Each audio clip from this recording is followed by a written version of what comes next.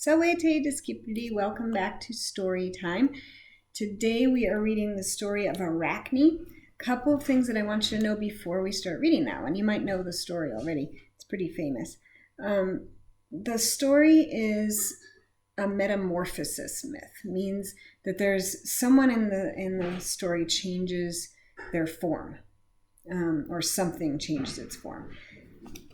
So that's called a metamorphosis. The book of metamorphosis myths was written by a man named Publius Ovidius Naso. We just call him Ovid now. But he put all of the myths together into a book called the Metamorphoses. A lot of the metamorphoses are stories of hubris, and that's pride when there's too much of it. So someone who gets too big for their britches, or who's so proud of themselves that they think that they're better than the gods. So when humans show hubris, it's a very bad sign, and probably the gods are going to come down and punish you. Okay, so here's our story. Arachne sat at her loom weaving brilliant threads into wonderful patterns. She smiled as she worked and sang a happy little song.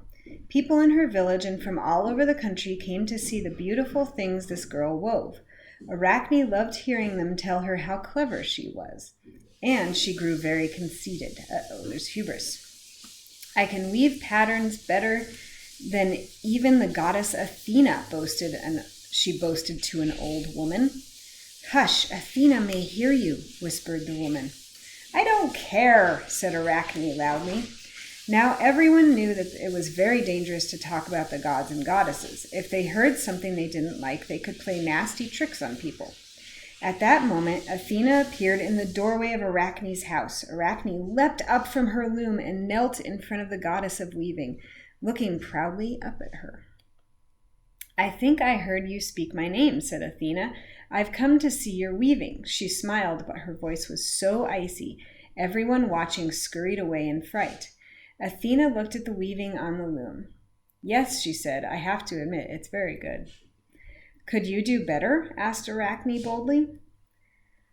We shall see, answered Athena. We will have a competition, you and I, and then we shall see.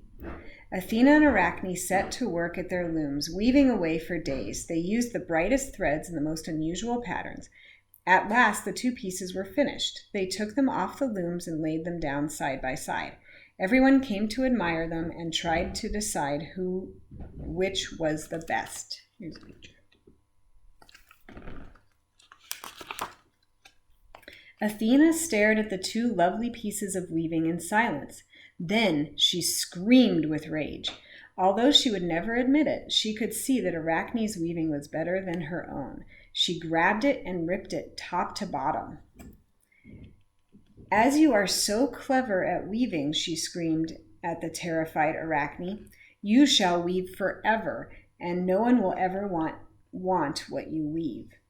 She tapped Arachne lightly on her shoulder. The girl dropped to the ground. As everyone watched in horror, she shriveled to a small dark blob, grew 8 legs, and ran away into the dark corner. Athena had turned Arachne into a spider. From that moment on, Arachne and all her many descendants have woven beautiful webs.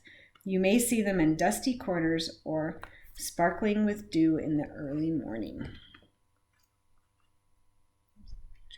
Now, in Ovid's story, Athena grows angry at Arachne for her tapestry because Arachne's woven a tapestry that shows all the horrible things that gods do to people and to mankind. And Athena's woven a tapestry that shows all the beautiful and wonderful things that gods do. And obviously, Athena doesn't like Arachne's version of events. Finis, the end.